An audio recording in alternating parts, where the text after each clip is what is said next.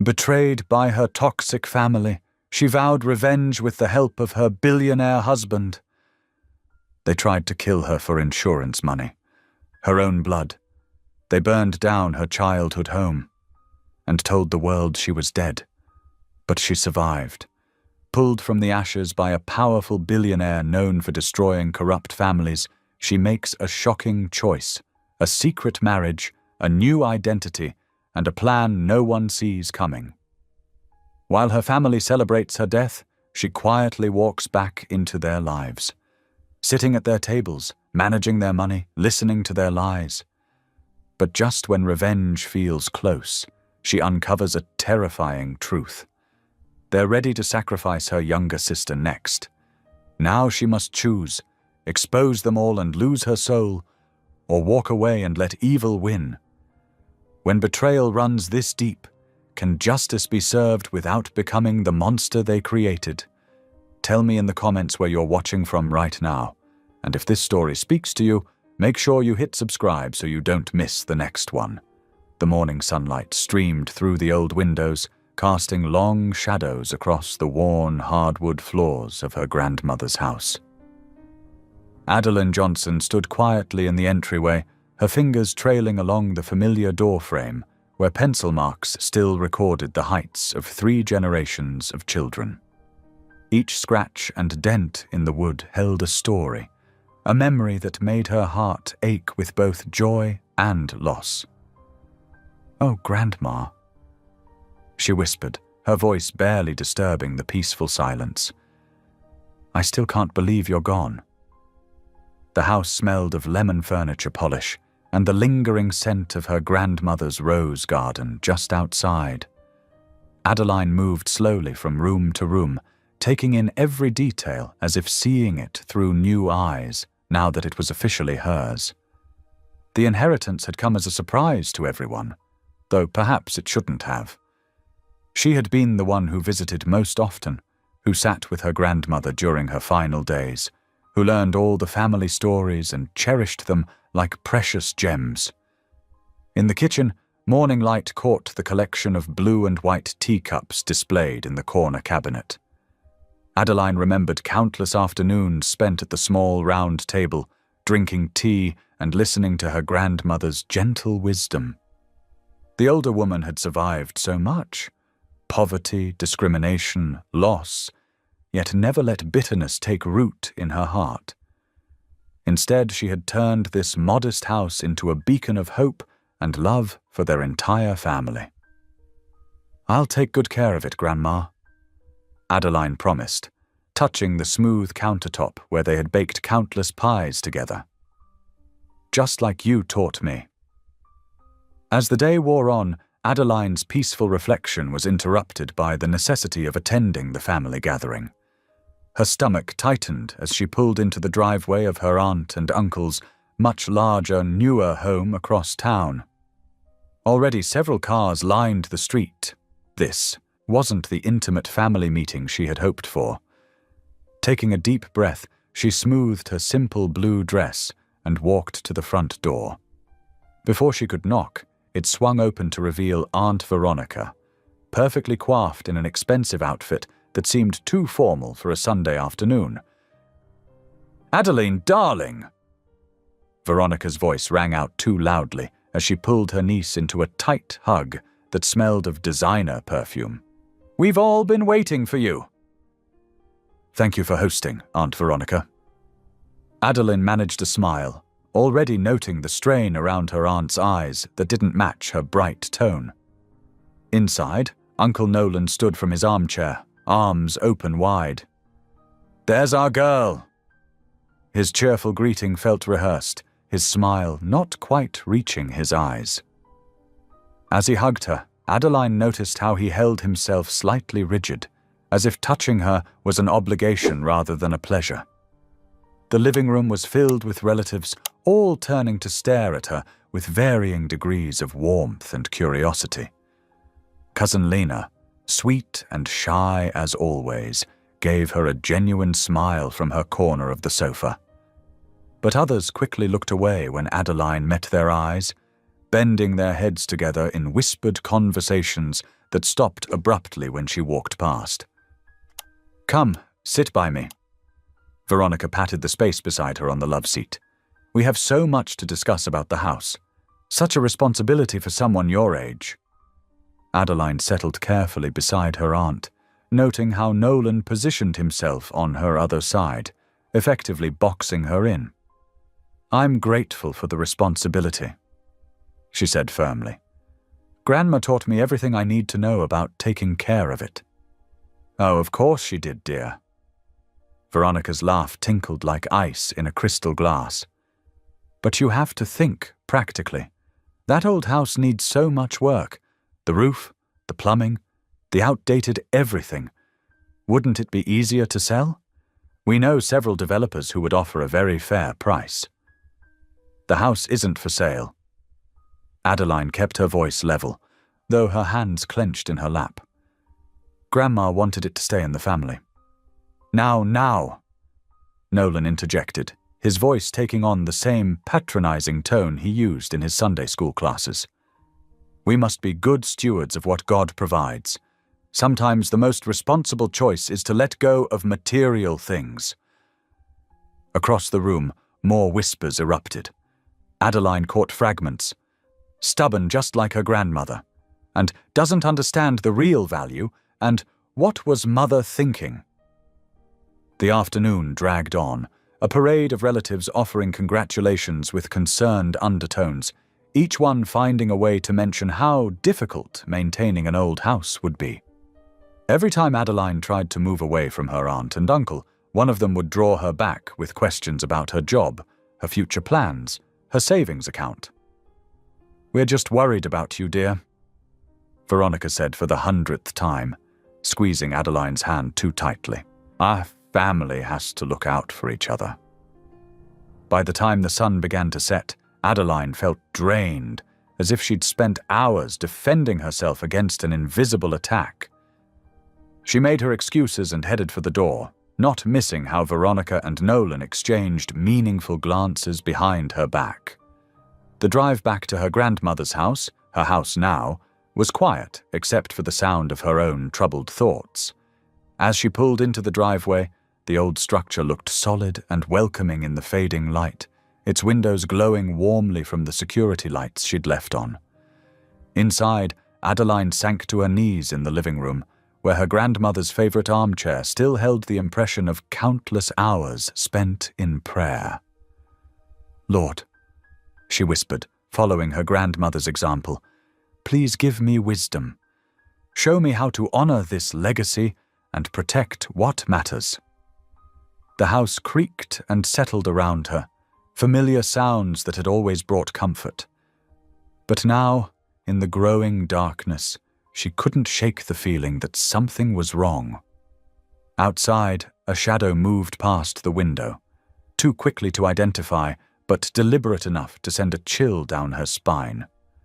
Adeline remained kneeling, her grandmother's strength flowing through her memories, unaware that her simple prayer was being observed by eyes that held no respect for the sacred space she inhabited.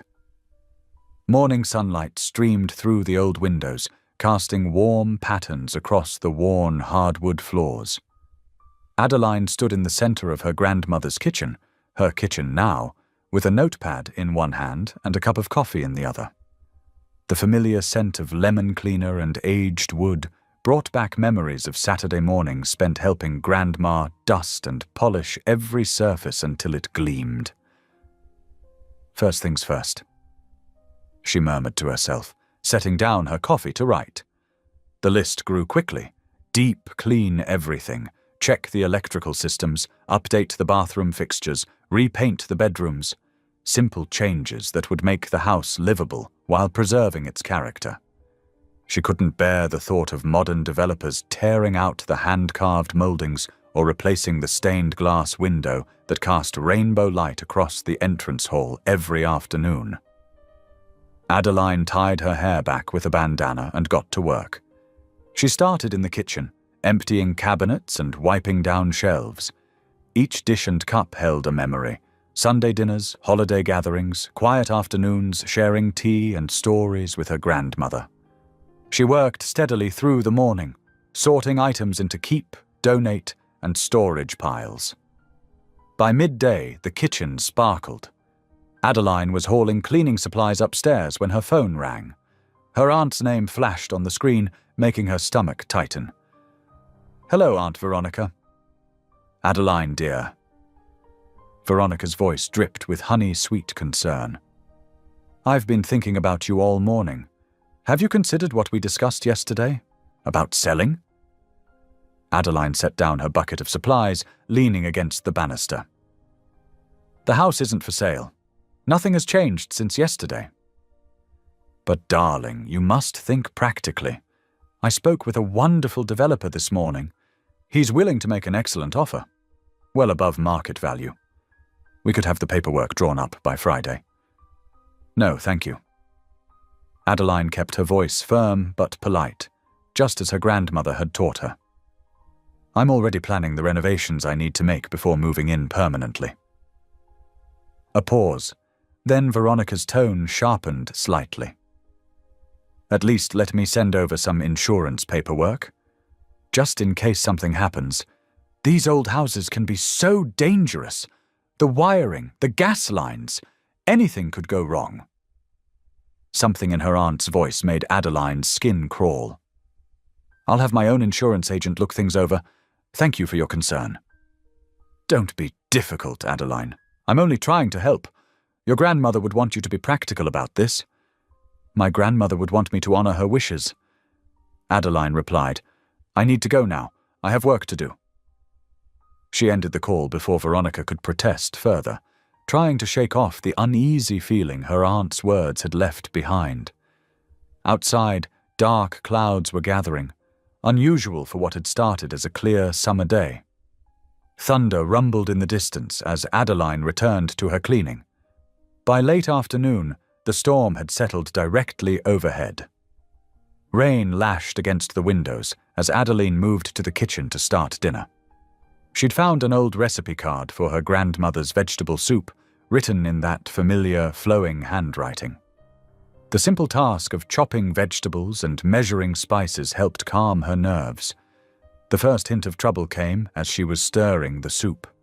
A faint smell of smoke drifted through the kitchen, barely noticeable beneath the aroma of simmering vegetables. Adeline frowned, checking the stove burners. All clear, but the smell grew stronger, and now she could hear an odd crackling sound coming from the walls. Her heart began to race as she stepped into the hallway. Smoke was seeping through the electrical outlets, thick and grey. As she watched in horror, orange flames burst through the wall near the stairs, spreading with impossible speed across the old wallpaper. Adeline ran for the front door, but the flames were faster. Fire bloomed everywhere she looked, feeding on decades-old wood and paper. The heat was incredible, stealing her breath. She turned toward the back door instead, but thick smoke blocked her path. "Help!" she screamed, but her voice was lost in the roar of the flames. The fire had reached the ceiling now, dropping burning debris all around her. She dropped to her hands and knees, crawling toward the nearest window, but the intense heat had warped the frame. It wouldn't budge.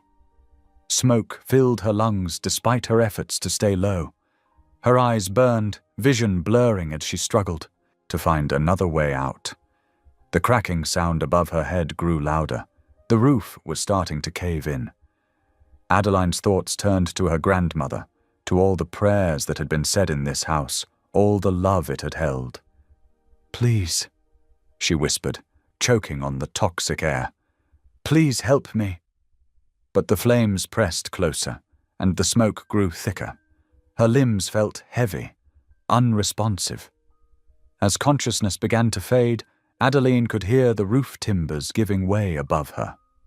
Her last thought was of her grandmother's face, peaceful and strong, as darkness claimed her. Beeping machines pulled Adeline from darkness. Her eyelids felt heavy, refusing to open at first. When they finally did, harsh fluorescent light stabbed at her vision. Everything hurt. Her throat felt raw, as if she'd swallowed broken glass. The air tasted like pure oxygen flowing through a mask covering her nose and mouth. White ceiling tiles swam into focus above her. Hospital. She was in a hospital. But how? The last thing she remembered was smoke, heat, flames everywhere. A nurse in blue scrubs noticed she was awake and hurried to her bedside. "Easy now," the woman said softly, checking monitors. "You're in the intensive care unit at St. Mary's. You've been through quite an ordeal." Adeline tried to speak, but only managed a painful croak. The nurse held a small cup of ice chips to her lips. "Just let these melt. Your throat was damaged by smoke inhalation." As the soothing coolness trickled down her throat, a doctor entered, a kind-faced woman with silver-streaked hair. "Miss Johnson, I'm Dr. Chen. You're very lucky to be alive. You have some second-degree burns on your arms and legs, but the smoke inhalation was our biggest concern. We had you on a ventilator for several hours." Adeline's mind spun with questions. She managed to whisper, "How?" "Someone pulled you out," Dr. Chen explained. "A man who saw the fire. He got you out just before the roof collapsed, but he left before emergency services arrived. Wouldn't give his name to anyone. Anonymous hero, guardian angel." The words floated through Adeline's foggy mind as she processed this information. Someone had risked their life to save her. But who? The morning passed in a haze of medications, vital checks, and fitful sleep. Around noon, Adeline awoke to find a man standing quietly in her doorway. Tall, broad-shouldered, with kind eyes that held a hint of steel. He wore casual clothes, jeans and a navy button-down, but carried himself with natural authority. "May I come in?" he asked softly. When she nodded, he approached her bed. "I'm Jaden Rowan. I own the property adjacent to your grandmother's house. I saw the fire from my land." Understanding dawned through Adeline's painkiller fog. This was her rescuer. But why hadn't he stayed to be thanked? As if reading her thoughts, he shook his head slightly. "I didn't come for recognition. I just wanted to make sure you're all right."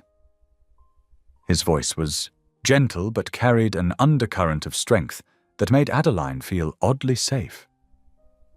She studied his face, early 40s maybe, with laugh lines around his eyes despite his serious expression. "Thank you," she whispered. Her voice was still rough, but stronger than before. "You don't need to thank me."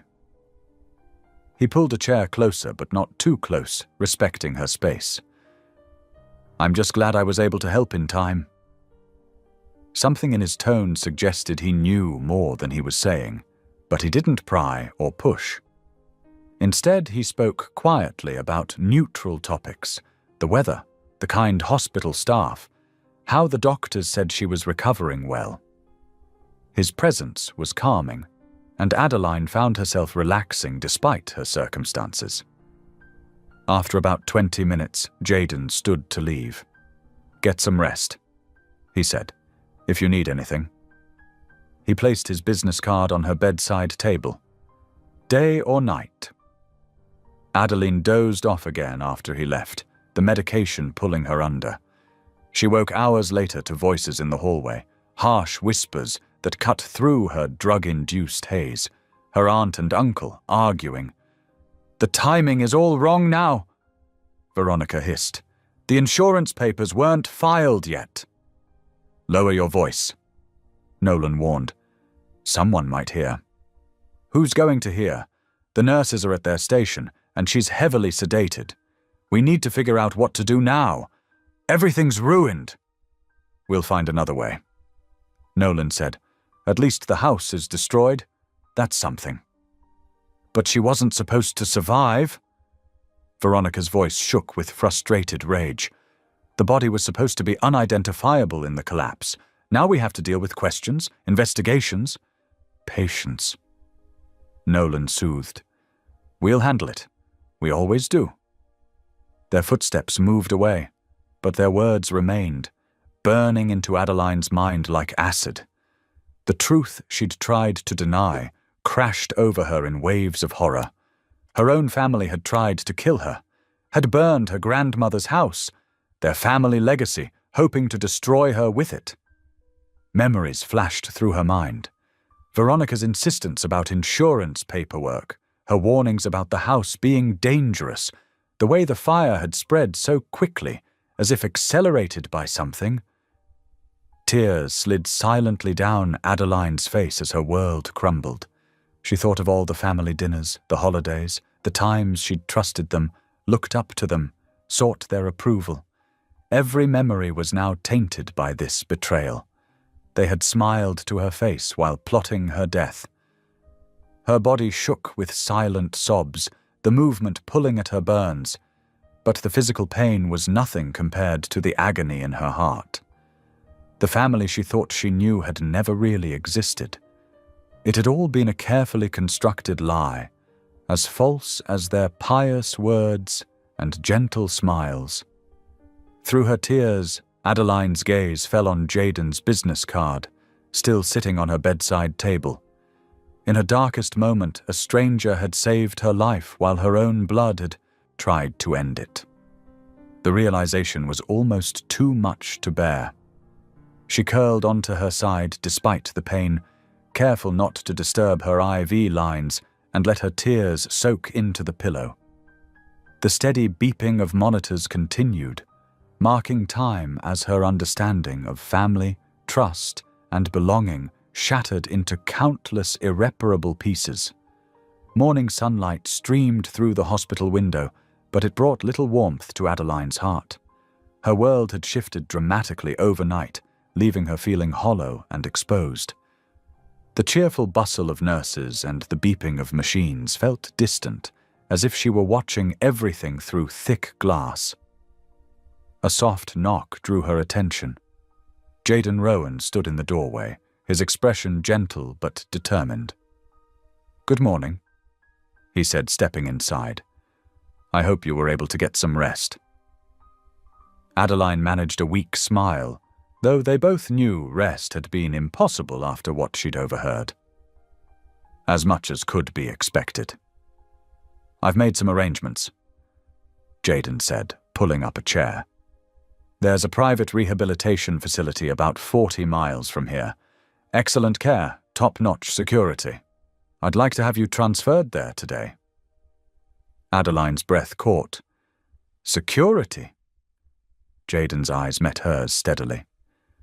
"Yes, I think we both know you're not safe here." The words hung heavy between them. Adeline's hands trembled slightly as she smoothed the blanket across her lap. "You know something, don't you? About the fire?" "I do." Jaden's voice was soft but firm. "I have connections with several private investigators. They've been looking into things since last night. The fire wasn't an accident, Adeline. There's clear evidence of accelerants used in multiple locations throughout the house." Despite having suspected this, hearing it confirmed made Adeline's stomach clench. "And my family." The insurance policy on the house was increased significantly 3 weeks ago. Jaden continued carefully. "The paperwork has your signature on it, but I suspect I never signed anything." Adeline whispered. "They forged it." Jaden nodded grimly. "That's what we believed. The investigators are building a case, but right now, the most important thing is getting you somewhere safe." Throughout the day, Jaden handled everything with quiet efficiency. Medical records were transferred, transportation was arranged, and by late afternoon, Adeline found herself in a spacious private room at the rehabilitation center. The facility was more like a high-end hotel than a hospital, with warm colors, comfortable furnishings, and large windows overlooking carefully maintained gardens. As evening approached, Jaden returned from a series of phone calls, his expression troubled. Adeline recognized that look now. He had more bad news. "There's something else you need to know," he said, settling into the chair beside her bed. "My investigators discovered some concerning paperwork that was filed this morning." Adeline's heart seemed to skip a beat. What kind of paperwork? Jaden took a deep breath. Your family has filed documents declaring you legally deceased. They're claiming your body was found in the fire, but was too badly burned for traditional identification. The room seemed to spin. Adeline gripped the bedsheets, trying to anchor herself to something solid. But that's impossible. I'm right here. The hospital records have been altered, Jaden said quietly. Someone with access to the system changed them to show that you died from your injuries early this morning. The original records still exist in the backup systems, but on paper, I'm dead. The words felt strange on her tongue. They've erased me. Jaden leaned forward, his voice intense. No, they haven't. They've tried, but we have proof you're very much alive. We'll fight this, Adeline. But right now, this situation gives us an advantage. They think they've succeeded. That means you're safe here while we build a case against them. Adeline's mind whirled with implications. Everything I own, my job, my accounts, will be frozen and transferred to your next of kin according to your supposed will, which I'm guessing is another forged document. Jaden's jaw tightened. But I've already had my team secure copies of all your real financial records and documentation. We'll get it all back. I promise. Tears slid down Adeline's cheeks. Why? Why would they do this? Money, most likely. Jaden said gently. The insurance payout on the house would have been substantial with the recent increase. Plus your grandmother's estate. My grandmother. Fresh pain lanced through Adeline's heart. She trusted them. All those years, this isn't your fault. Jaden said firmly. And it isn't hers. Some people hide their true nature very well. He hesitated, then added, I want you to know that you have options. I can provide protection, resources, whatever you need. But I won't push you. This facility is secure, and you'll have space here to heal, both physically and emotionally. Adeline wiped her eyes, looking at him curiously. Why are you helping me? You don't even know me. A shadow passed across Jaden's face. Let's just say I understand what it's like to discover that the people you trusted most are capable of betrayal. No one should have to face that alone. Later that night, after Jaden had left and the facility had grown quiet, Adeline sat in a comfortable chair by the window. The moon hung low in the sky, casting silver light across the peaceful gardens below. Her old life felt like a dream now. Or perhaps this was the dream, and she would wake up to find everything normal again. But the ache of her healing burns reminded her this was all too real. She couldn't go back, not to her job, her apartment, her friends. As far as the world was concerned, Adeline Johnson had died in that fire. The thought should have terrified her, but instead she felt oddly numb. She pressed her forehead against the cool glass, watching her breath fog the window.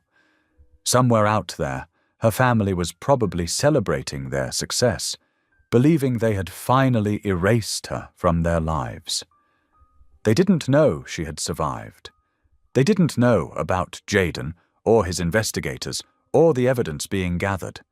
Most importantly, they didn't know that the quiet, accommodating niece they had tried to destroy was gone forever.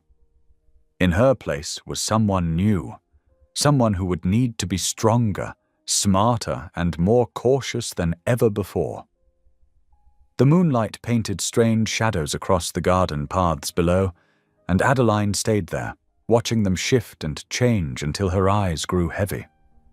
But sleep remained elusive as her mind continued to race with questions about what the future might hold, and how she would navigate this strange new reality where she no longer officially existed. The morning sun painted the rehabilitation center's garden in soft golden light. Adeline sat on a wooden bench, wrapped in a warm sweater despite the mild weather. Her burns still ached, but the garden's peaceful atmosphere helped ease her discomfort. Colorful flowers swayed gently in the breeze, their sweet scent mixing with the earthy aroma of fresh mulch and newly cut grass. She heard footsteps on the stone path and looked up to see Jaden approaching. His face held its usual calm expression, but she noticed tension in his shoulders. He carried 2 paper cups of coffee, offering one to her as he sat down. "How are you feeling today?" he asked quietly. Adeline accepted the coffee, warming her hands around the cup. "Better physically, emotionally. I'm not sure there's a word for it." Jaden nodded, understanding in his eyes. "I need to talk to you about something important. It won't be easy to hear, but I believe it's the best way to keep you safe." "What is it?" Adeline asked, her stomach tightening with anxiety. He turned slightly to face her, his expression serious. "Right now, the world believes Adeline Johnson is dead. While that's painful, it also presents an opportunity, a chance to disappear completely, legally and safely, before your family realizes you survived." Adeline's hands trembled slightly around her coffee cup. "How?" "Through marriage," Jaden said softly. "If you became my wife, you would take my name legally. With my resources, we could create a new life for you, somewhere safe, where they can't reach you. It would give you time to heal, to decide what you want to do next, without looking over your shoulder." Adeline stared at him, stunned. "You're proposing?" "I'm offering protection," he clarified gently. "This would be a legal arrangement, nothing more. You would have complete independence, your own space, your own life. I would simply be your shield while you rebuild." "But marriage?" Adeline set her coffee aside, her mind whirling. "That's so extreme." "I know," Jaden acknowledged. "And I wouldn't suggest it if I saw another way to guarantee your safety. But your family has influence, connections. They'll eventually discover you survived. When they do, they'll try again.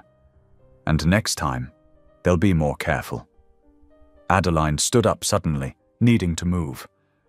She walked a few steps away, wrapping her arms around herself.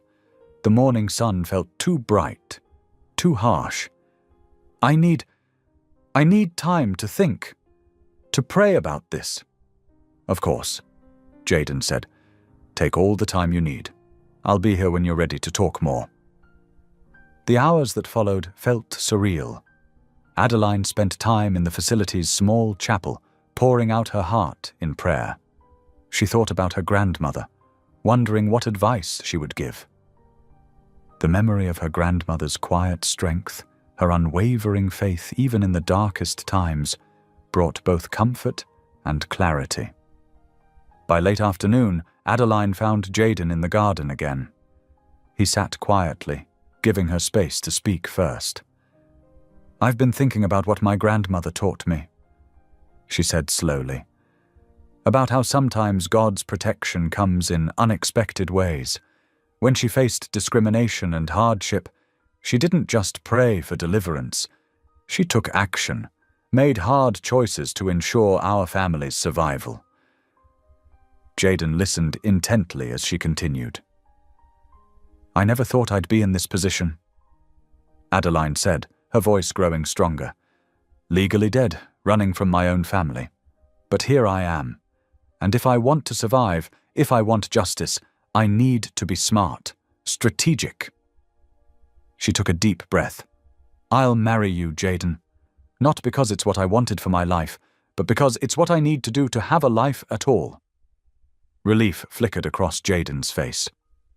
"I promise you won't regret this decision. Everything will be handled carefully, legally, and with your safety as the priority." The rest of the day moved with surprising speed. Jaden made calls, arranged paperwork, ensured everything was properly documented. By early evening, they stood in the facility's small chapel with the resident chaplain, a kind-faced man who agreed to serve as their witness. The ceremony was brief and simple. No flowers, no music, no celebrations. Just quiet words spoken with serious intent. Adeline wore a borrowed blue sweater over her hospital gown. Jaden looked formal in his business suit. They exchanged basic gold bands that Jaden had somehow acquired on short notice. I, Jaden Rowan, take you, Adeline Johnson, to be my lawfully wedded wife. I, Adeline Johnson, take you, Jaden Rowan, to be my lawfully wedded husband. The words felt strange on her tongue, but she spoke them clearly, understanding their importance. This wasn't about romance or dreams of happiness. It was about survival, protection, and eventually, justice. That night, alone in her hospital room, Adeline lay in bed staring at the ceiling. The gold band on her finger caught the dim light, a constant reminder of how drastically her life had changed. She was no longer Adeline Johnson. That woman had died in a fire, according to official records.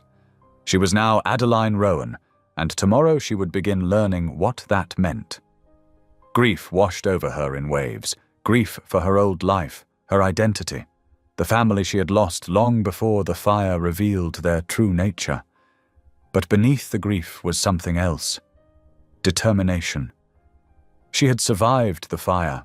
She had survived their betrayal. And she would survive this transformation too. Rolling onto her side, Adeline touched the simple gold band. It represented not love or romance, but a choice, her choice, to live, to fight back, to become someone stronger than the woman her family had tried to destroy. As sleep finally began to claim her, she held on to that thought, letting it carry her into dreams of what tomorrow might bring. 3 days passed in a blur of medical checks, paperwork processing, and quiet preparation. Each sunrise brought Adeline closer to leaving the safety of the rehabilitation facility, and with it, the last traces of her old life. The doctors cleared her for discharge on a crisp Wednesday morning, satisfied that her burns were healing well and her lungs showed no lasting damage from the smoke. Remember to keep the bandages clean and dry, the nurse instructed as she helped Adeline into a wheelchair. Standard hospital policy for discharge. And take it easy for the next few weeks. Your body has been through a lot. Jaden waited by the entrance with a sleek black car, its windows tinted for privacy. He helped her in with gentle efficiency, his movements careful around her healing injuries. The drive was long, taking them far from the city into rolling countryside that grew increasingly secluded. Adeline watched the landscape change through the window, each mile taking her further from everything familiar. They turned onto a private road, winding through thick trees until Jaden's estate came into view. The house was impressive, but not showy, a sprawling stone structure that seemed to blend naturally with its surroundings. Security features were subtly integrated, cameras disguised as lighting fixtures, reinforced windows that looked perfectly normal, a gate system that appeared decorative, but was clearly state-of-the-art. "Welcome home," Jaden said quietly as he parked. "I know it's a lot to take in." Inside, the house was warm and surprisingly comfortable despite its size. Jaden showed her to a suite of rooms on the second floor, bedroom, sitting area, and private bathroom, all decorated in soothing blues and creams. "I had Mrs. Chen stock the closet with some basics," he explained. "She's my housekeeper. She comes 3 times a week and can help you get anything else you need." Adeline ran her hand along the soft bedspread. "Thank you for all of this." "Get some rest," he suggested. "Take time to settle in. There's no rush for anything." The days that followed fell into a gentle rhythm. Adeline spent mornings in the sunroom, watching birds at the feeders while doing her prescribed physical therapy exercises. Afternoons often found her in the library, losing herself in books or sitting quietly in the window seat that overlooked the gardens. She was healing, not just physically but emotionally, though that process was messier, less linear, Jaden gave her space while remaining consistently present. He worked from his home office most days, and they shared meals together, their conversations gradually becoming more comfortable. She learned he preferred coffee black in the morning, but never after 2 o'clock in the afternoon. He had a dry sense of humor that emerged in unexpected moments. His kitchen skills were limited to breakfast foods and grilling, but he made excellent French toast. One evening, about a week after her arrival, they sat down to a quiet dinner on the terrace. The air was warm, filled with the sound of crickets and distant frogs. Mrs. Chen had prepared grilled chicken with roasted vegetables before leaving for the day. "I've been wondering," Adeline said, breaking a comfortable silence, "about what you do. Really do, I mean. You mentioned exposing corruption, but—" Jaden set down his fork, considering his words carefully. "I believe in justice," he said finally, "but not revenge. There's a difference, one that took me years to fully understand." He told her about his past, about discovering financial corruption in his family's company and watching his father try to cover it up. "I could have destroyed them publicly," he admitted. "I had evidence, connections, resources. But that kind of destruction, it creates ripples. Innocent people lose jobs, families suffer, communities are damaged." "So what did you do instead?" Adeline asked, drawn in by his quiet intensity. "I found a better way. Legal pressure, strategic exposure of truth, creating paths for accountability that don't require destroying lives." He looked at her directly. "It's slower, less satisfying in the moment, but it's sustainable. And it allows for something revenge never does, the possibility of redemption." Adeline pushed a piece of chicken around her plate, processing his words. The anger inside her still burned hot when she thought about her family, about their betrayal, about the fire that was meant to end her life. "I don't know if I'm that forgiving," she admitted. "It's not about forgiveness," Jaden corrected gently. "It's about choosing not to let their darkness change who you are. About finding justice without becoming what you're fighting against." They finished dinner as the sun set, casting long shadows across the terrace. Adeline sat with his words, feeling them settle against the anger in her heart. Finally, as Mrs. Chen's homemade apple pie sat half-eaten between them, she looked up at Jaden. "I need your help," she said softly. "I need to understand exactly what happened. All of it. The insurance policies, the paperwork, the plans they made. I need to know the truth, even if it hurts." She took a shaky breath. "Will you help me?" Jaden reached across the table, touching her hand gently. "Yes," he said simply. "Whatever you need to know, we'll find out together." The evening crickets grew louder as darkness settled fully around them. Adeline didn't yet know what uncovering the full truth would cost, emotionally, mentally, spiritually. But she knew she couldn't move forward without it. And somehow, having Jaden's steady presence beside her made the prospect feel less daunting. Monday dawned bright and clear, marking the beginning of what would become the most transformative week of Adeline's life. Over breakfast, Jaden laid out a structured plan to help her regain control of her situation. "Knowledge is power," he explained, spreading financial documents across the kitchen table. "And right now, you need both." The morning sessions focused on financial literacy. Though Adeline had basic accounting skills from running her small craft business, Jaden helped her understand more complex matters: investment portfolios, insurance policies, property laws. He was patient, breaking down complicated concepts into simple terms. "Think of it like a puzzle," he suggested, watching her frown over a stack of banking documents. "Each piece connects to create a bigger picture." By Tuesday afternoon, Adeline's head spun with numbers, but she felt more confident. During their lunch break in the garden, she surprised herself by asking intelligent questions about trust funds and estate planning. Wednesday brought a different kind of challenge. Sarah Martinez, a skilled therapist who specialized in trauma recovery, arrived at the estate. She helped Adeline process her grief and anger in healthy ways. "Your emotions are valid," Sarah assured her as they sat in the sunroom, "but they don't have to control you." They worked on breathing exercises and grounding techniques. Adeline learned to recognize trauma triggers and manage anxiety attacks. The tools were simple but powerful: counting breaths, naming objects in the room, holding ice cubes when panic threatened to overwhelm her. Thursday morning, Jaden introduced her to his team. James Cooper, a former FBI investigator with kind eyes and grey-streaked hair, laid out evidence they'd gathered about the fire. Diana Chen, a sharp-minded attorney wearing a crisp navy suit, explained legal strategies for holding her family accountable. "We're building an airtight case," Diana assured her, "but it will take time." That evening, exhausted from the day's heavy discussions, Adeline found Jaden in the library. He sat in his favorite leather chair, reading glasses perched on his nose as he reviewed case files. "How do you stay hopeful?"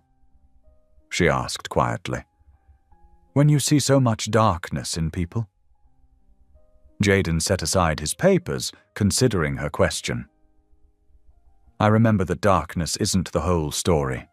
Every person has light too, even if they've buried it deep." He smiled slightly. "My grandmother used to say that hope isn't about ignoring the shadows, it's about believing in the sunrise."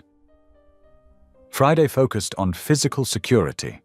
Mark Reynolds, Jaden's head of security, taught Adeline basic self-defense moves adapted for her still-healing body.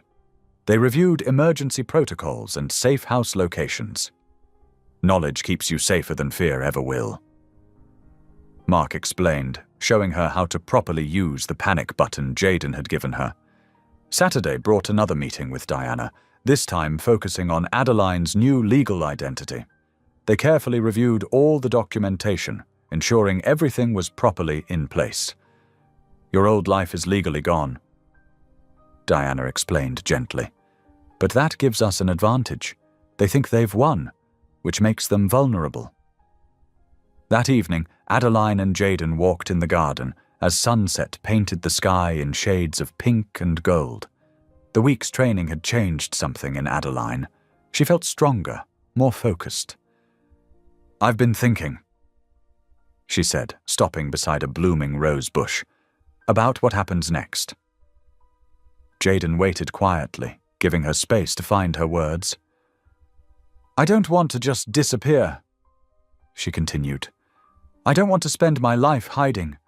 I want to understand exactly what they did, why they did it." She met his eyes. "I want to go back, not as myself, but as someone new, someone they won't recognize." "That would be incredibly dangerous," Jaden said carefully, "even with all the preparation we've done." "I know, but I need to know the truth." She touched a rose petal gently. "Not for revenge, for justice, for closure, for all the other people they might hurt if nobody stops them." Jaden was quiet for a long moment, studying her face in the fading light. "Your grandmother would be proud of your courage," he said finally. "But she'd want you to be wise too. Will you help me?" Adeline asked. "Help me do this the right way?" "On one condition," he replied, "that we let truth guide us, not vengeance, that we seek justice, not revenge." Adeline thought of her grandmother's teachings about forgiveness and grace. Truth and justice. She agreed softly. "That's what I want." They stood together in the gathering dusk, the weight of the decision settling between them. Crickets began their evening song as the first stars appeared overhead. Tomorrow would bring new challenges, new plans, new risks. But for now, in this moment, Adeline felt at peace with her choice. 2 weeks passed like a blur of preparation and practice. Now, on a crisp Monday morning, Adeline stood before the mirror in her hotel room, barely recognizing herself. Her new identity, Jessica Palmer, financial consultant, felt like armor wrapped around her wounded heart. The transformation was remarkable. Her formerly long brown hair was now a sophisticated shoulder-length style with subtle highlights. Designer glasses framed her eyes, and careful makeup concealed the lingering scars from the fire. Her charcoal grey suit projected cool professionalism. Even her posture was different, straighter, more confident. "You can do this," she whispered to her reflection, touching the delicate cross necklace Jaden had given her for strength. She grabbed her leather briefcase, filled with meticulously prepared documents, and headed for her rental car. The drive to the Johnson Financial Group's offices felt surreal. These were the same streets she'd traveled countless times before, but now she was a stranger, a ghost returning to haunt those who had tried to destroy her. The office building loomed ahead, all glass and steel. Adeline took several deep breaths, using the grounding techniques Sarah had taught her. "Lord, give me strength," she prayed softly before stepping out of the car. The receptionist welcomed her warmly. "Ms. Palmer, Mr. and Mrs. Johnson are expecting you." Walking through the office, Adeline noticed religious artwork on the walls, peaceful scenes of gardens and crosses that seemed to mock the corruption within.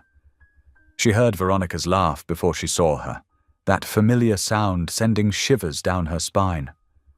Veronica Johnson stood to greet her, perfect smile in place, designer outfit carefully chosen to impress. Behind her, Nolan rose from his desk, his gentle demeanor masking the cowardice Adeline now knew lay beneath. "Ms. Palmer, welcome." Veronica extended her hand. "We're so pleased you could come on such short notice." Adeline shook their hands firmly, her heart pounding but her voice steady. "Thank you for having me. I've reviewed the preliminary documents, and I believe I can help streamline your insurance fund management." They sat around a polished conference table, sunlight streaming through the windows. Adeline opened her briefcase, laying out papers with practiced efficiency. "As you know," she began, "managing sudden wealth requires careful planning. The insurance payout from the unfortunate fire incident needs proper structuring." Veronica's face showed the briefest flicker at the mention of the fire. "Yes, such a tragedy," she said smoothly. "We're still processing the loss of our dear niece." Nolan cleared his throat, looking uncomfortable. "God works in mysterious ways," he offered weakly. Adeline wanted to scream, to throw the truth in their faces, but she maintained her professional mask. "Indeed. Now, let's discuss your current financial structure." Throughout the morning, she watched them closely. Veronica dominated the conversation, speaking about investment opportunities and tax advantages with barely concealed greed. Nolan mostly nodded along, occasionally adding religious platitudes to justify their choices. During a brief break, Adeline excused herself to use the restroom. Walking through the office, she overheard snippets of conversation about an upcoming church fundraiser. One secretary mentioned how generous the Johnsons were with donations. When they reconvened, Adeline steered the discussion toward charitable giving. "Many clients find it beneficial to establish structured giving programs," she suggested. "Oh, we're very involved with our church," Veronica said proudly. "In fact, we're hosting a major fundraiser next month for the building fund." "How wonderful," Adeline replied, while making notes about dates and details. She'd seen the church's financial records, thanks to Jaden's investigators, and knew how much of that money ended up in private accounts. After lunch, brought in from an expensive local restaurant, they toured the office. Adeline noticed how staff seemed to shrink away from Veronica's presence while maintaining bright smiles.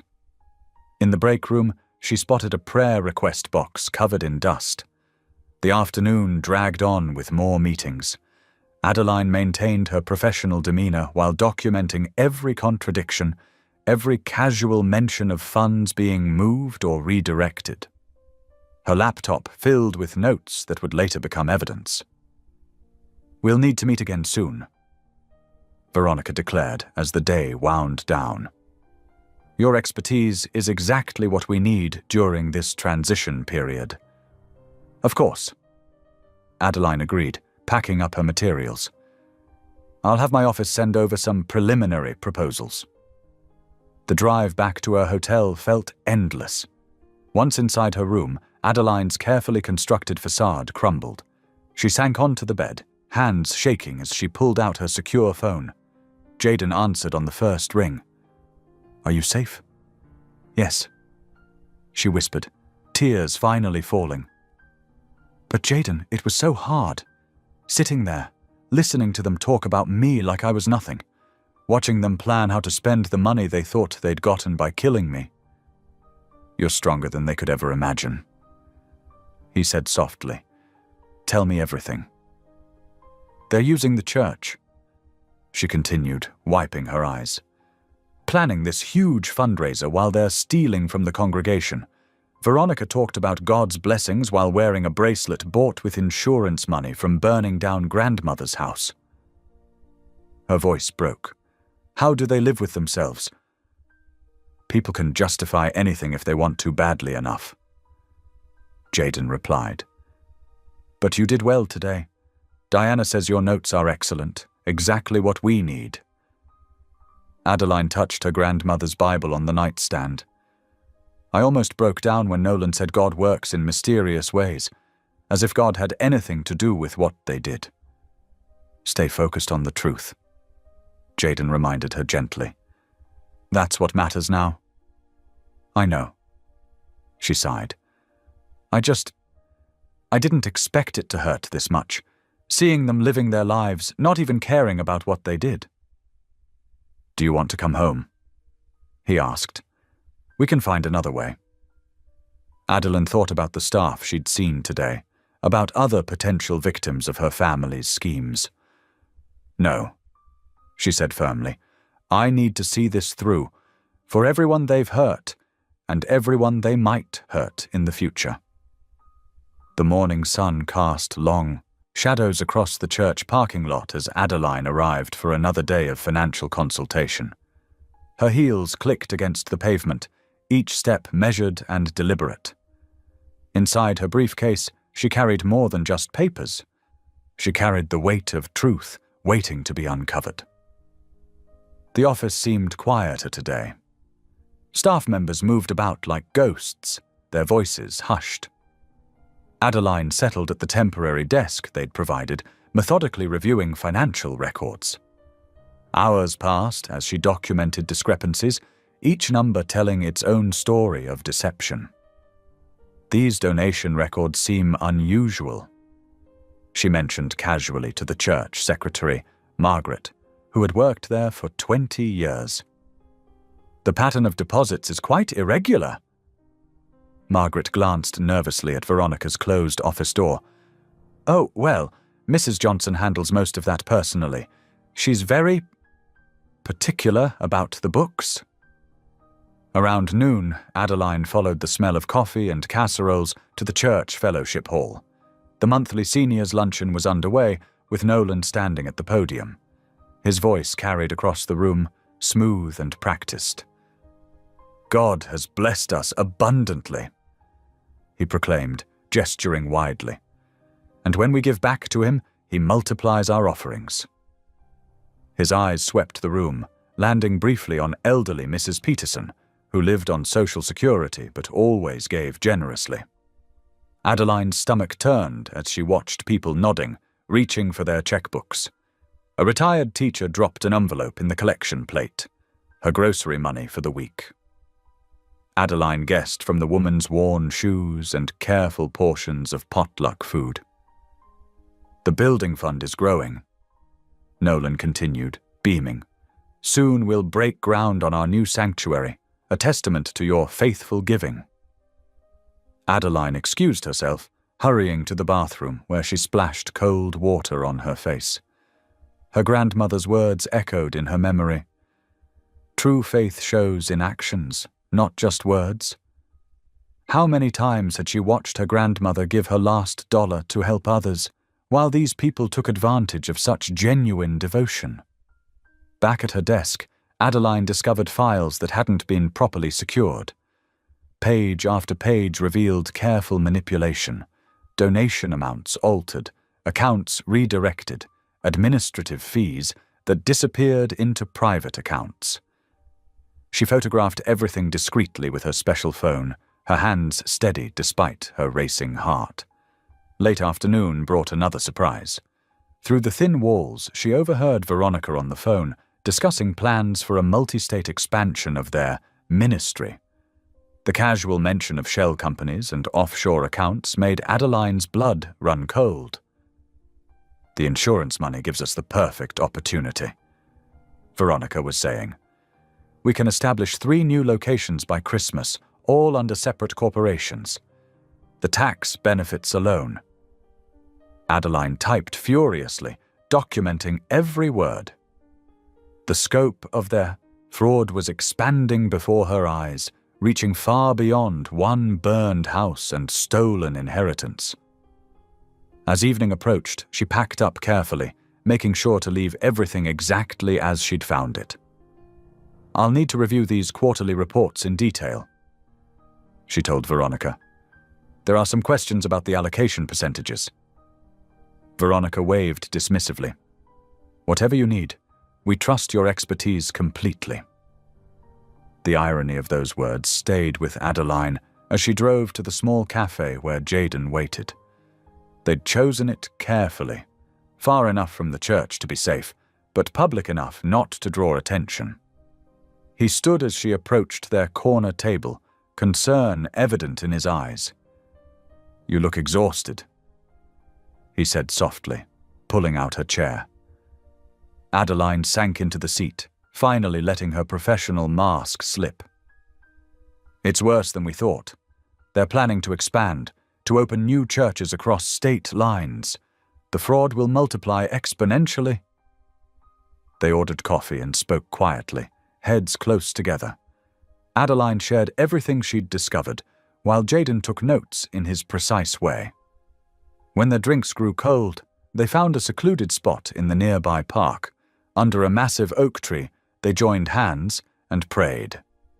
Adeline's voice trembled as she asked for strength, for wisdom, for justice without vengeance.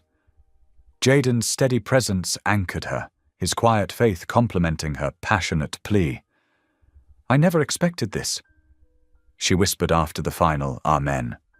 "When we got married, it was for protection, a legal arrangement. But now—" Jaden's fingers tightened around hers. Now I can't imagine facing this without you.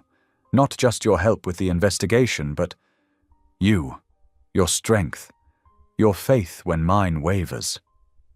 He drew her closer, his voice rough with emotion. "You've changed my life too, Adeline. Watching you fight for truth while still maintaining compassion, it's humbling. You make me want to be better." They sat in comfortable silence as stars appeared above the trees. Finally, Jaden straightened, his expression turning serious. "Diana called earlier," he said. "The forensic accounting team has finished their preliminary report. With what you've gathered this week, we have enough evidence for the authorities to move forward." Adeline's breath caught. "Really? It's enough?" "More than enough. Multiple federal agencies are involved now. They're just waiting for final documentation of the expansion plans you discovered today." "How long?" "A few days at most. We'll need to be ready. Everything will happen very quickly once it starts." Adeline thought of the elderly parishioners, the trusting staff, the legacy of faith her grandmother had built. Will the church survive this? The truth will hurt. Jaden acknowledged. But deception hurts more in the long run. Remember what you told me about your grandmother? How she believed in facing hard things with grace? Adeline nodded, tears threatening. She always said that running from truth only makes the path back harder. We're not running, Jaden assured her. We're standing firm, letting truth do its work. That's what justice really means. The morning sun filtered through the office blinds as Adeline sorted through another stack of financial records. 2 days had passed since her meeting with Jaden in the park, and the end felt tantalizingly close.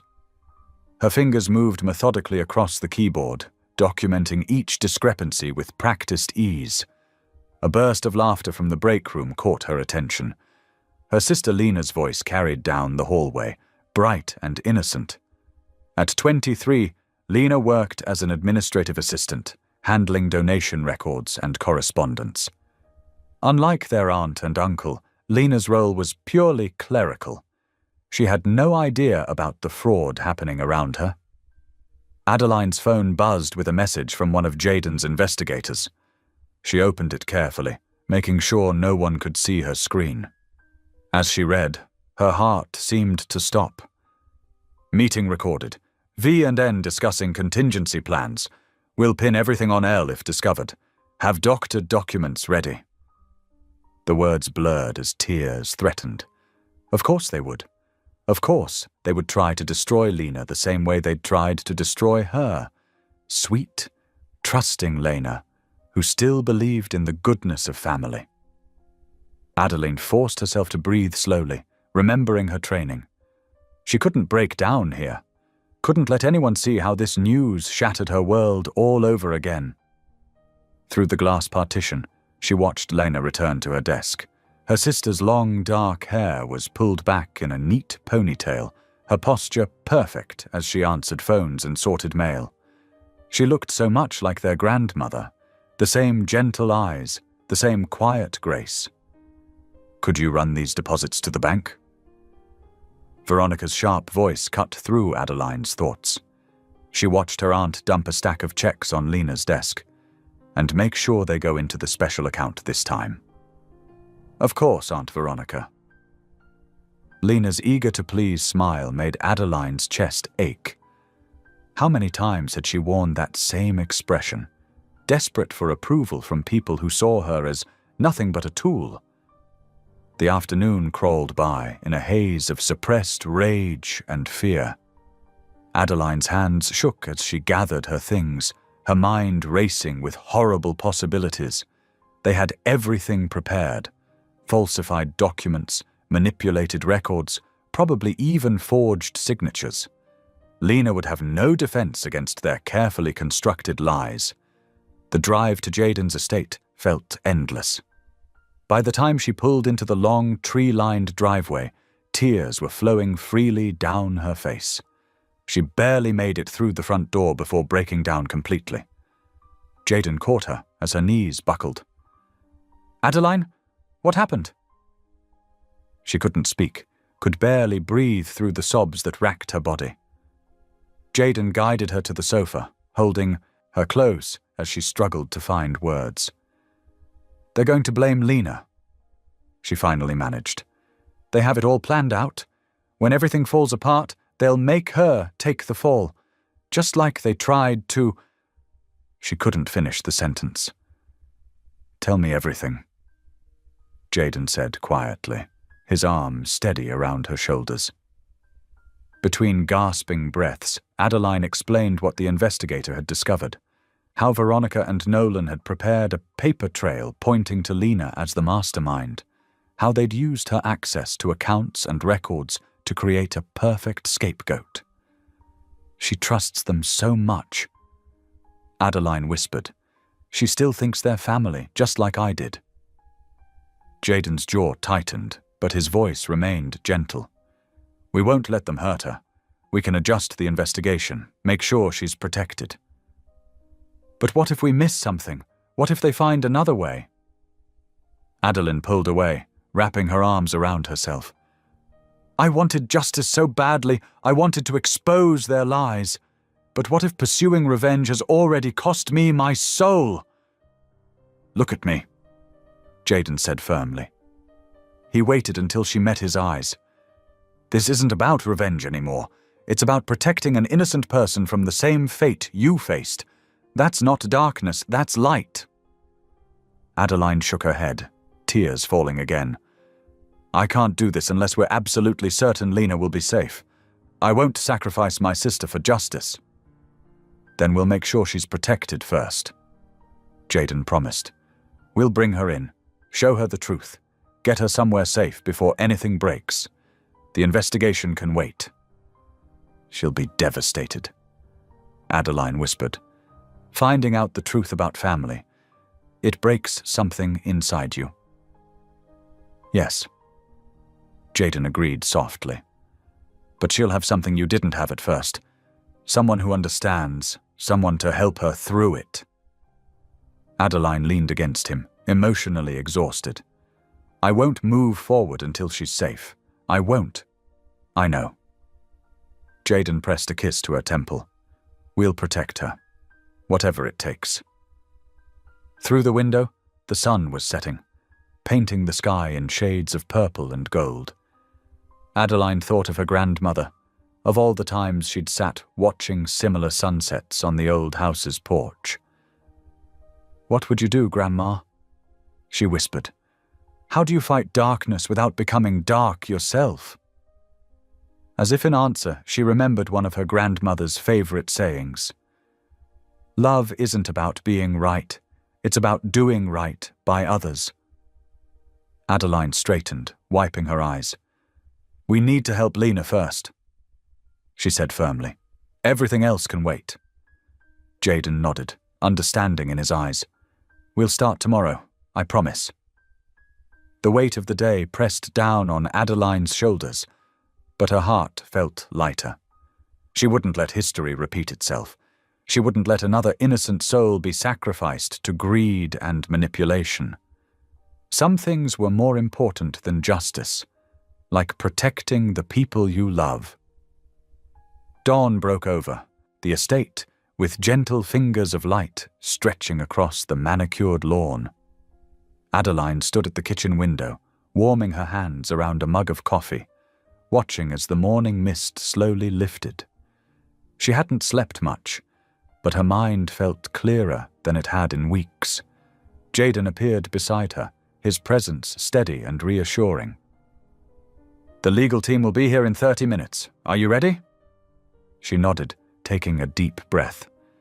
Yes, no more shadows, no more hiding. The meeting room filled quickly with attorneys and investigators, their faces serious as they spread documents across the long wooden table. Adeline recognized some of them from previous meetings, but today felt different. Today wasn't about building a case, it was about saving a life. We need to completely restructure our approach. Jaden began, standing at the head of the table. Our priority now is protecting Lena Johnson while still ensuring justice is served. The lead attorney, Mrs. Martinez, frowned at her notes. The evidence we've gathered against Veronica and Nolan is substantial. But if they've already prepared documentation to frame Lena, we need to move carefully. What if we went public? Adeline spoke up, her voice stronger than she expected. Not just with the legal case, but with everything. The whole truth. The room fell silent. Jaden studied her face carefully. You mean revealing yourself? That would be incredibly risky. But it would protect Lena. Adeline insisted. If I come forward publicly, if I tell the whole story about the fire and the fraud, they won't be able to pin anything on her. Their entire plan depends on me being dead.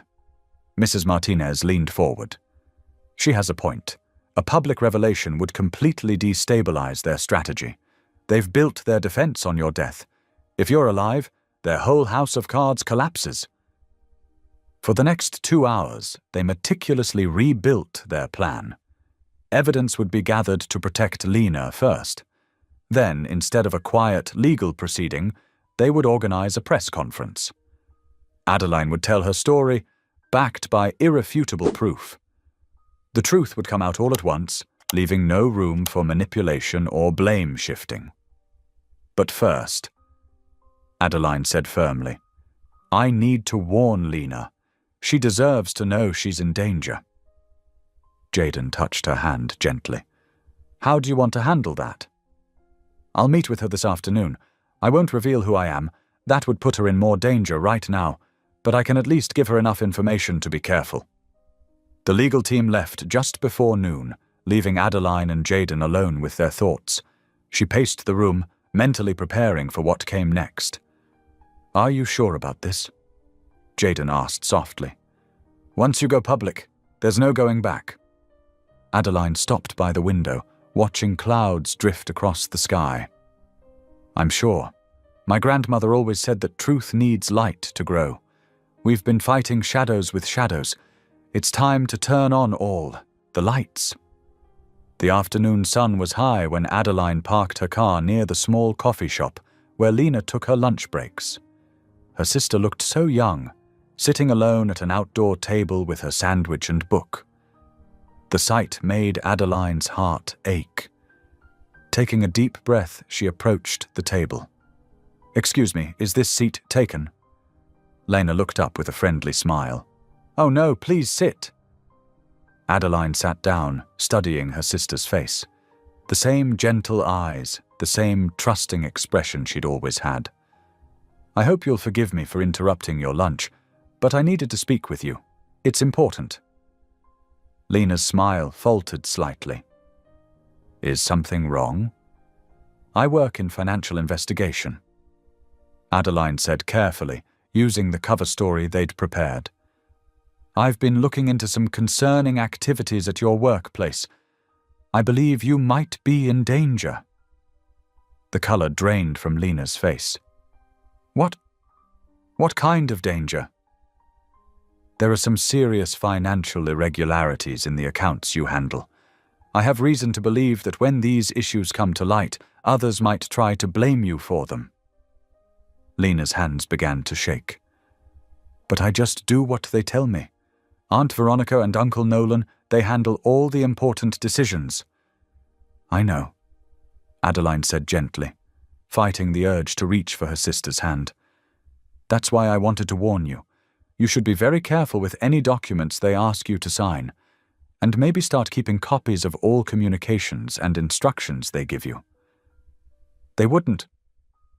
Lena's voice trembled. They're family. They wouldn't hurt me. The fear in Lena's eyes confirmed everything. She was just as vulnerable, just as trusting as Adeline had been. The need to protect her sister burned fierce in her chest. Sometimes people we trust can surprise us, Adeline said softly. Just please, be careful. And if you need help, there are people who will protect you. She slid a business card across the table, one that would connect Lena to Jaden's legal team if needed. Lena picked up the card with trembling fingers. Thank you, she whispered. I think I've noticed some strange things lately. I just didn't want to believe. Trust your instincts, Adeline said, standing up. And remember, you're not alone. The drive back to the estate felt both longer and shorter than usual. Adeline's mind raced with the memory of fear in Lena's eyes, the trembling of her hands, the crack in her voice as she tried to defend their family. Jaden was waiting when she returned. One look at her face told him everything he needed to know. She's so scared, Adeline said, sinking into a chair. Even though she doesn't want to admit it, she knows something's wrong.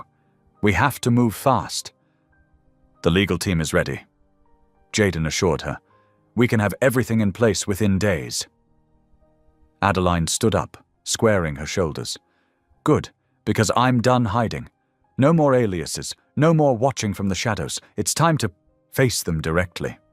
Are you absolutely certain? Yes. Adeline's voice was firm. My grandmother taught me that truth is like light. It doesn't just expose darkness, it shows people the way home. Maybe by telling the truth, I can help Lena find her way to safety. Maybe I can even help others see the light. Jaden nodded, understanding in his eyes. Then we'll face it together. No more hiding. The afternoon sun streamed through the windows, warm and bright. Adeline felt something settle in her spirit, a certainty, a clarity of purpose. The time for shadows was over. The truth would finally have its day in the light. The morning dawned crisp and clear, with sunlight streaming through the tall windows of the county courthouse. Adeline stood in the quiet hallway, her hand resting lightly in Jaden's. The sound of footsteps and murmured conversations echoed off the marble floors as people began filing into the hearing room. "Are you ready?" Jaden asked softly. Adeline smoothed her navy blue blazer, feeling the weight of her grandmother's small silver cross beneath her collar. "Yes, it feels right, being here in the light." They waited until most people were seated before entering. The financial hearing room was arranged like a small courtroom, with rows of wooden benches behind the presentation area. Adeline spotted Veronica and Nolan near the front, sitting straight-backed and confident, their attorney whispering to them. As Adeline and Jaden walked down the center aisle, she kept her eyes forward, though she could feel the ripple of recognition moving through the room. A sharp gasp cut through the quiet, Veronica's voice. Adeline finally turned her head, meeting her aunt's wide-eyed stare. Veronica's perfectly made-up face had gone pale, her fingers clutching the edge of the table. Beside her, Nolan's usual gentle smile had frozen into a mask of shock. They looked like they'd seen a ghost, which Adeline supposed they had. The hearing commissioner called the room to order, his voice steady and formal. "We're here today to review evidence of financial misconduct regarding the Johnson Family Trust and associated charitable accounts. Will the primary witness please state your name for the record?" Adeline stepped forward to the microphone. "My name is Adeline Marie Johnson Rowan." The room erupted in whispers.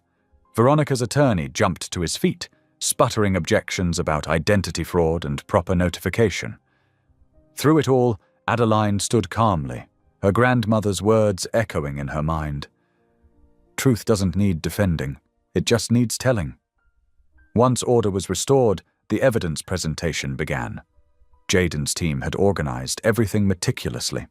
Financial records appeared on large screens, showing years of systematic fraud. Bank statements revealed diverted donations, falsified tax records, and the carefully orchestrated insurance scheme meant to end with Adeline's death. The pattern shows consistent misappropriation of church donations, the forensic accountant explained, highlighting specific transactions. Funds marked for community outreach were redirected to personal accounts through a series of shell companies. Adeline watched her aunt and uncle as the evidence mounted. Veronica's composure was cracking, her perfectly manicured nails now drumming anxiously on the table. Nolan had shrunk into himself, his earlier confidence deflating with each new revelation. When it was Adeline's turn to testify, she rose slowly and walked to the witness chair. The room fell silent as she was sworn in. "Please describe the events of May 15th. The commissioner requested. Adeline's voice remained steady as she recounted that terrible night. "I was in my grandmother's house, my house, preparing dinner when I smelled smoke. The fire spread impossibly fast, as if it had multiple starting points. I tried to escape, but the flames were everywhere. The last thing I remember was collapsing in the hallway, thinking about my grandmother's faith that good would always overcome evil." She continued through the story. Her rescue, recovery, and the discovery of her family's plot.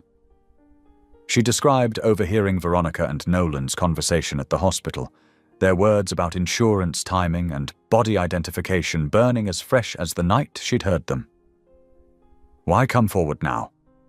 the commissioner asked. Adeline looked directly at her aunt and uncle. "Because truth matters, because people trusted you with their donations, their faith, their love, and you betrayed that trust. But mostly I'm here because there are others who need protecting." Veronica's face twisted with rage and fear. "She's lying! This is all a manipulation! She's trying to steal everything we've worked for!" "The evidence speaks for itself," Jaden's lead attorney responded calmly, pulling up more documentation, including these recent attempts to transfer liability to another family member. Lena's name appeared on the screen, along with partially completed paperwork that would have implicated her in the fraud. Gasps and murmurs filled the room again. Adeline saw several church members in the audience shaking their heads, some wiping away tears. Through it all, Adeline maintained her composure. She wasn't there for revenge or to cause pain. She was there because truth needed light, and because sometimes love meant standing firm against wrong. The hearing stretched through the day, each hour bringing new revelations. Bank records showed systematic theft spanning years. Church documents revealed altered budgets and missing funds. The insurance investigation proved the fire was deliberately set, with accelerants placed at strategic points throughout the house.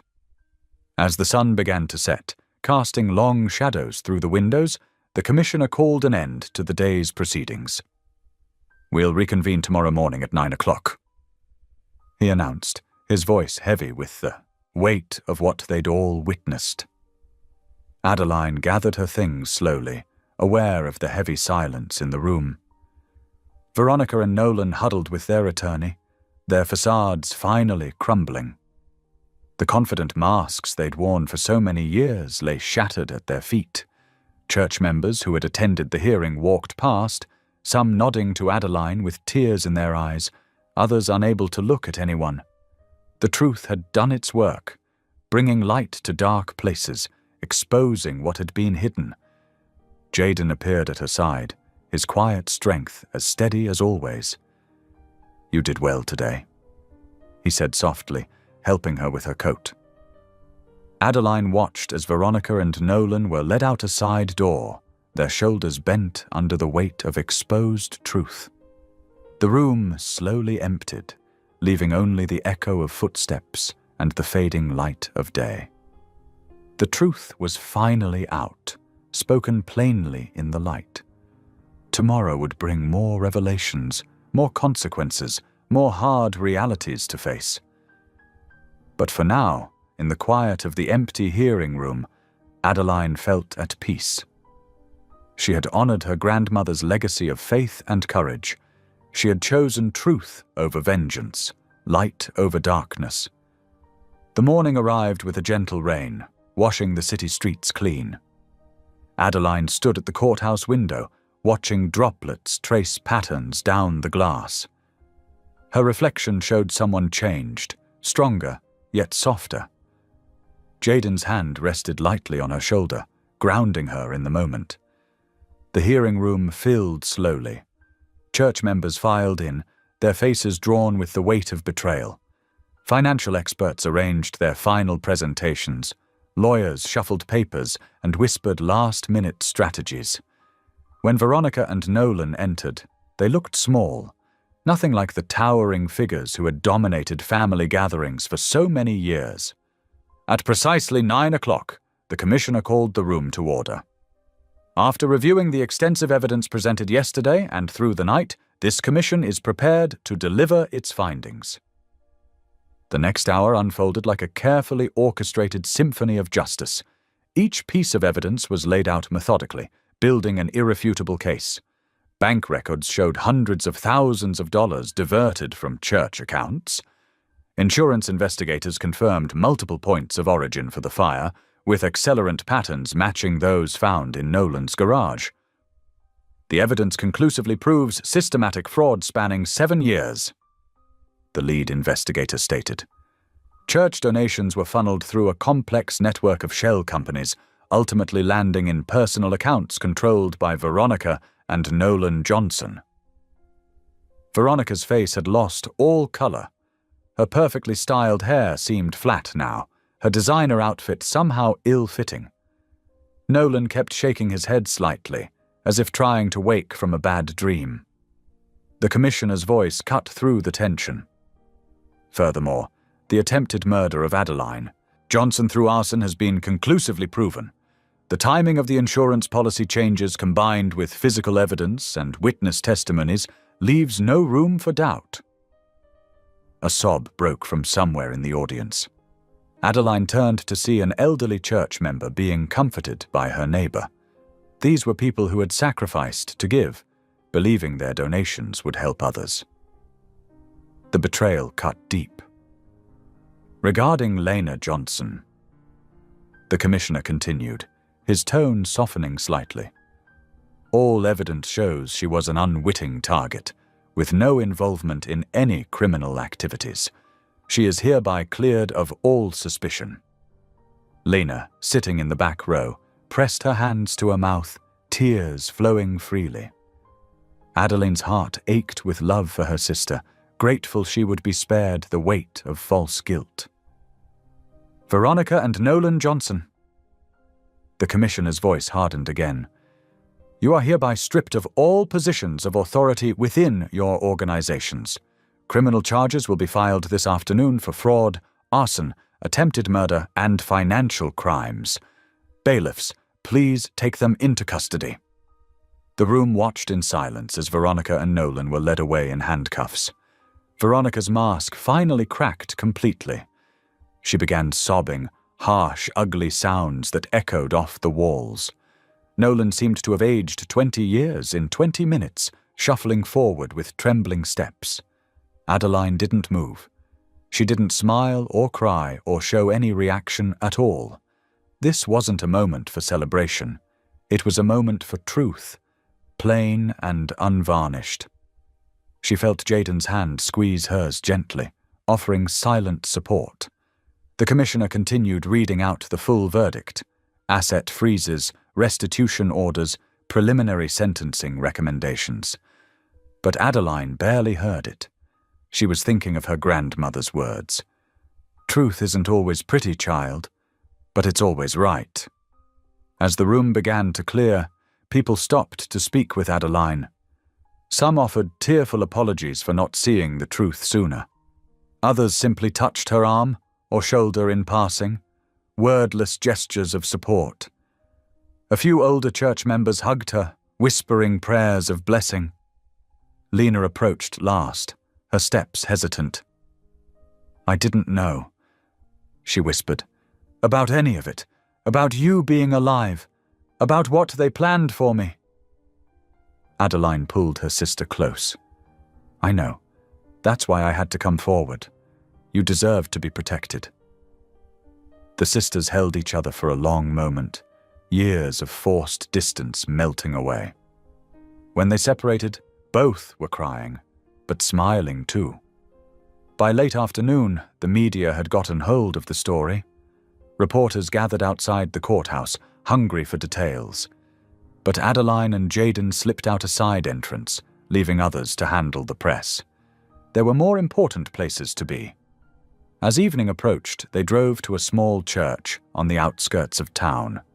Not the grand building where Nolan had preached, but a humble chapel with worn wooden pews and simple stained glass windows. They slipped in just as the evening service was beginning. The old church smelled of wood polish and candle wax. Hymns rose softly from the small congregation, honest voices singing ancient words of faith and hope. Adeline and Jaden sat in the back pew, hands clasped together. The setting sun filtered through the stained glass, painting patterns of light across the floor. Adeline closed her eyes, feeling the weight of the day, of all the days that had led to this one, finally lifting. She could breathe freely now, not with joy or triumph, but with peace. The pastor's words floated over them. Truth and mercy have met together. Righteousness and peace have kissed. Adeline squeezed Jaden's hand, feeling his gentle response. In this quiet moment, surrounded by sincere faith and simple worship, she felt her grandmother's presence more strongly than ever. The service continued around them. Prayers and songs, scripture and silence. But for Adeline and Jaden, sitting quietly in their back pew, it was enough just to be still, to hold hands, to breathe freely in the presence of truth and grace. As the last hymn filled the chapel, Adeline looked at her husband, This man who had saved her life in more ways than one. His eyes met hers, full of understanding and love. Together, they had walked through fire and emerged not bitter, but renewed. Not vengeful, but just. Not broken, but whole. The final notes of the hymn faded into peaceful silence. Outside, the rain had stopped, and the evening sky was clearing. Inside, in their quiet corner of the chapel, Adeline and Jaden sat together, hands entwined, at peace with the truth and with each other. 6 weeks after the verdict, Adeline stood in the morning sunlight streaming through the windows of her new office. The space was modest, but welcoming, with warm, cream-colored walls and simple furnishings that reminded her of her grandmother's practical taste. A hand-lettered sign on the door read, "The Margaret Johnson Foundation for Truth and Healing." She traced her fingers along the edge of her grandmother's old desk, the one piece she'd managed to salvage from the fire. Though scarred by smoke and water damage, Jaden had helped her restore it. Now it served as both a treasured memory and a symbol of renewal. "Your grandmother would be proud," Jaden said softly from the doorway. He carried 2 cups of coffee, offering one to Adeline. "Not just of the foundation, but of you." Adeline accepted the coffee with a grateful smile. "I hope so. I keep thinking about what she always said about purpose coming from pain. I didn't understand it then. And now?" Jaden settled into one of the visitor chairs, his eyes gentle and attentive. "Now I see it differently." Adeline sat down at the desk, warming her hands around the coffee cup. "When I first survived the fire, all I could think about was justice. Then it became about truth. But lately—" She paused, gathering her thoughts. "Lately I've been thinking about healing." The foundation had started small, just an idea discussed over late-night conversations with Jaden. But it had grown quickly, fueled by community support and an unexpected ally: the insurance company. After the fraud was exposed, they'd offered a substantial settlement, wanting to make things right. Instead of keeping it, Adeline had used it as seed money for the foundation. Their mission was simple but powerful: helping victims of family fraud rebuild their lives while promoting transparency in religious and charitable organizations. Already they'd helped 3 families navigate similar situations, offering both practical support and emotional guidance. "The intake forms are ready for review," Jaden mentioned, pulling out a folder. 2 new cases this week, both involving church fraud, both with families torn apart. Adeline nodded, her heart aching for these unknown people facing familiar pain. "We'll start with emergency housing and legal counsel, like we discussed. Then—" A knock at the door interrupted her. Sarah, their newly hired office manager, poked her head in. "Sorry to interrupt, but Lena's here for your lunch meeting." Adeline's sister had become a regular visitor, their relationship healing and strengthening week by week. They were rebuilding trust carefully, like restoring a delicate piece of art. Today they had plans to discuss Lena's idea for a support group for younger siblings caught in family fraud situations. "Send her in." Adeline smiled. "And Sarah, could you order those resource packets we talked about, the ones with financial literacy materials?" After Sarah left, Jaden stood to leave, but paused. "Don't forget, the contractor needs your final decision on the property by tomorrow." The property. Adeline's heart squeezed slightly. She'd been postponing this decision for weeks. The burned remains of her grandmother's house had been cleared away, leaving an empty lot full of memories and possibilities.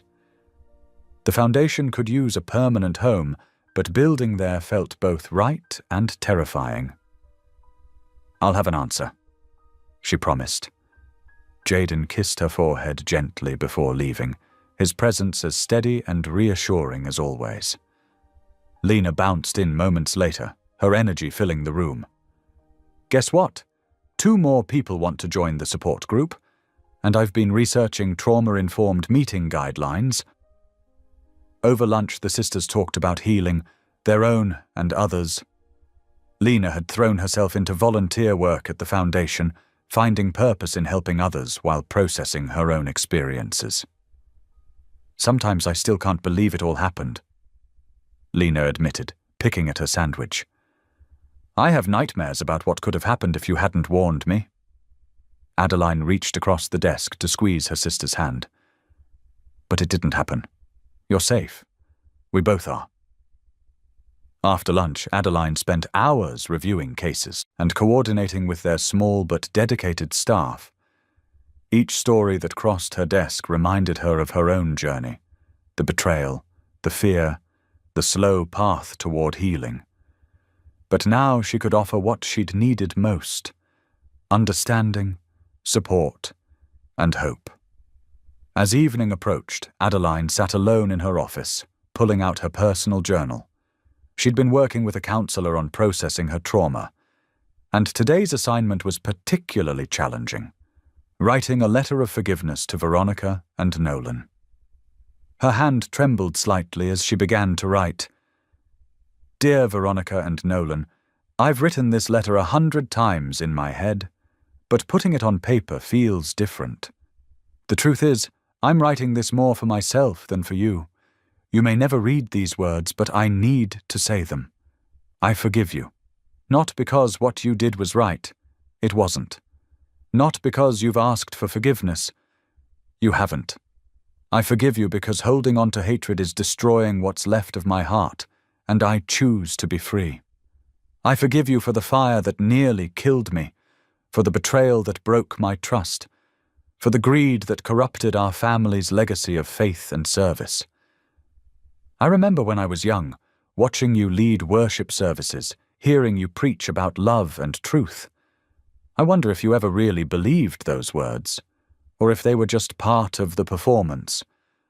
I wonder what changed you, or if perhaps the change happened so slowly you didn't notice until it was too late. Grandmother used to say that the hardest person to forgive is someone who isn't sorry.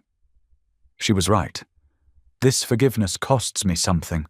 It costs me the right to stay angry, the comfort of feeling justified in my bitterness, the false security of keeping my heart closed.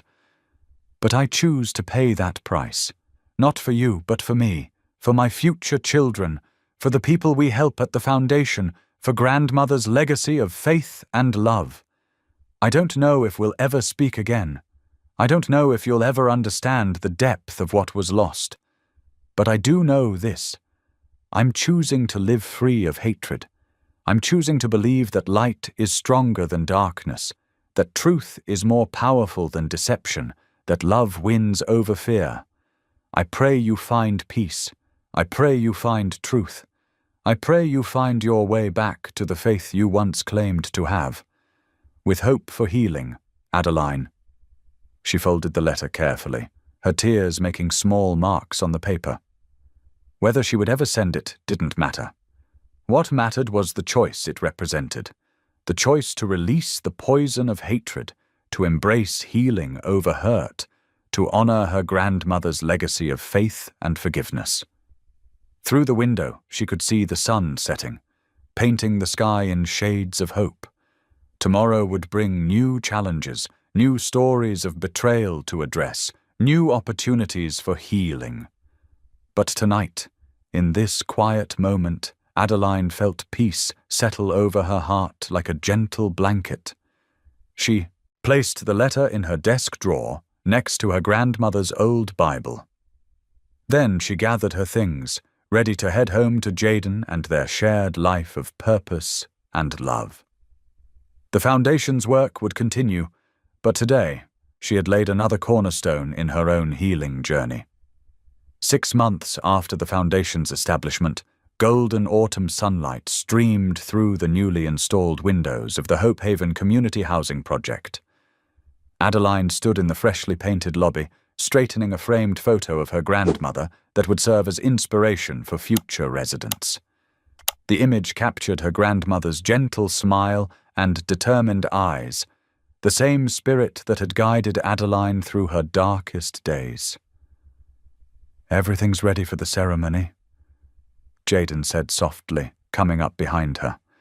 His hand found its familiar place at the small of her back, warm and reassuring. "The caterers just arrived, and the chairs are all set up in the courtyard." Adeline nodded, taking in the transformed space around them. What had once been a neglected apartment building now stood as a testament to renewal. Fresh paint in warm earth tones covered the walls, new flooring gleamed underfoot, and carefully tended plants brought life to every corner. But more than the physical restoration, it was what the building represented that made her heart swell. Hope, second chances, and the power of choosing love over bitterness. "I can hardly believe we're here," she whispered, leaning into Jaden's steady presence. "6 months ago I was so lost in anger I could barely breathe. Now look at what God has done." The sound of quick footsteps drew their attention to the entrance, where Lena burst through the door, her cheeks flushed with excitement.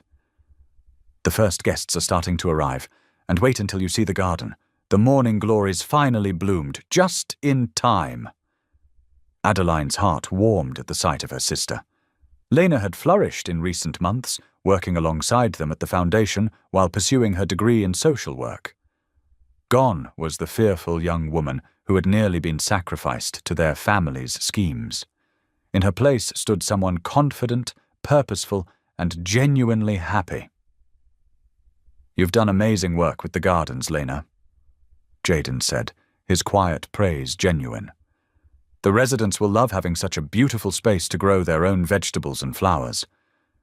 Lena beamed at the compliment, her eyes bright. "I just wanted to create something that feels like home, you know? Something that grows and changes, just like the people who live here." The next hour passed in a whirl of activity as community leaders, donors, and future residents began gathering in the courtyard.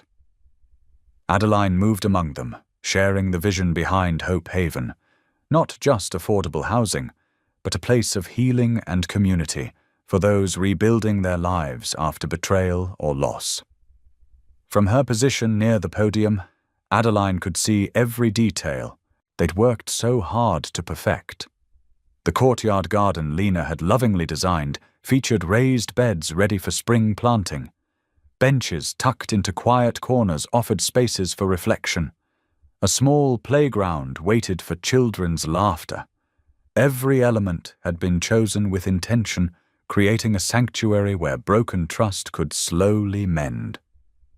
When it came time for the opening ceremony, Adeline stepped up to the microphone, drawing strength from Jaden's encouraging smile in the front row. "Welcome to Hope Haven," she began, her voice clear and steady.